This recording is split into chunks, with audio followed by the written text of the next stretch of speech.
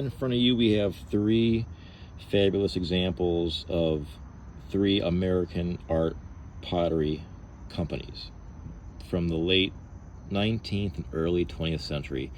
I want to get this on my channel.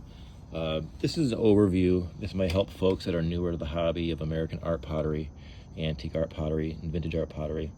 So these are the three heavyweights. So we have Roseville, founded in 1890 by J.F. Weaver in Roseville, Ohio, which is east of Columbus, mid-Ohio. This is made of clay from Ohio. You can own a piece of Ohio, literally, by Roseville. And then we got Weller, Old Weller. Weller, founded in 1872 by Samuel Weller in Fultingham, Ohio. This is unmarked. This is a gorgeous aroma. Pine cone, pine needles vase. Oop. Don't worry, folks, I'm unprofessional. And then we got McCoy. McCoy, founded in 1910 by Nelson McCoy and his father. Guess where? Roseville, Ohio. Unmarked. McCoy is probably the most popular or the most collected nowadays, but they're all very, very collectible.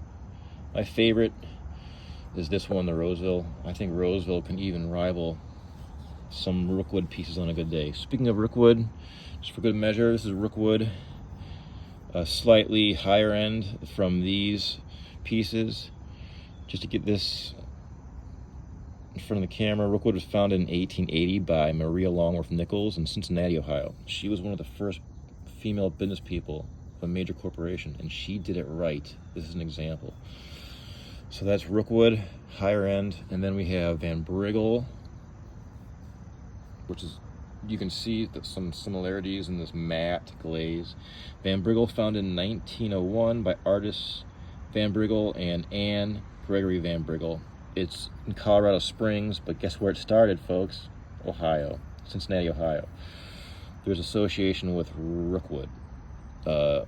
Artist worked for Rookwood and then moved to Colorado to start his own company. Can you see the similarities? I can. And they both feel different than these pieces. These feel like a higher quality. There's more finesse to them. There's a different sound when I hold them, denoting a higher quality. So that's that. Now let's talk about where you would purchase these items when they were new. Nowadays you find them, if you're lucky, at a thrift store or a flea market or garage sale. But when these were new, where did our relatives purchase these? So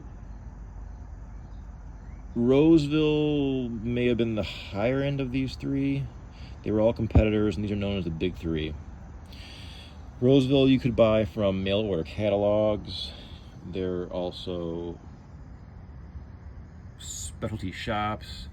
I have a lot of nurseries in my area, and they always have a corner of the shop dedicated to, various art pottery or higher end, nicer pottery pieces.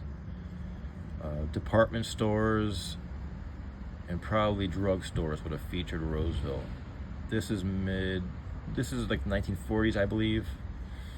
I forget my notes on this. I love this piece. Aesthetically, this is gorgeous. I love this. The moss, and the pink and the aqua, otherworldly. It's chipped, but I don't care. This is gorgeous. I found this at a thrift or a flea market. I keep this as an example piece. It's just gorgeous. And now, where would you get Weller? Weller was known similar to Roseville. Let me zoom out. Department stores, drug stores, catalogs, specialty shops. This is unmarked as well, but there's a lot of information about these pieces online that you can find quite easily. Just do a little bit of research. Don't be intimidated by unmarked pottery. Embrace it. This is a gorgeous piece. I love it. It's crazing. Crazing means, or crazing is cracking, this fine cracking that happens over time. I love it personally.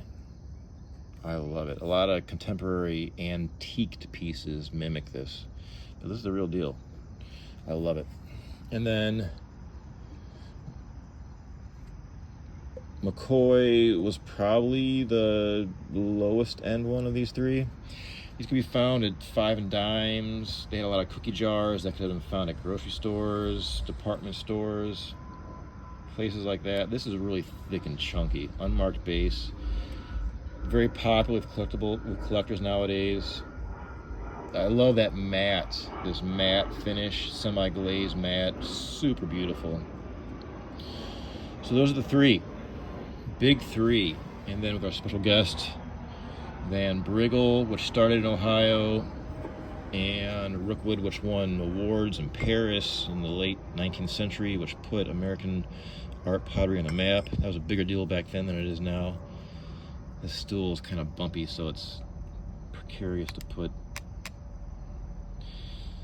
fragile items on it. But that's it, folks. So we have 1, 2, 3, 4, 5 gorgeous examples of late 19th century and early 20th century American art pottery, all with having Ohio in common in the production process at some point. Thanks for checking in.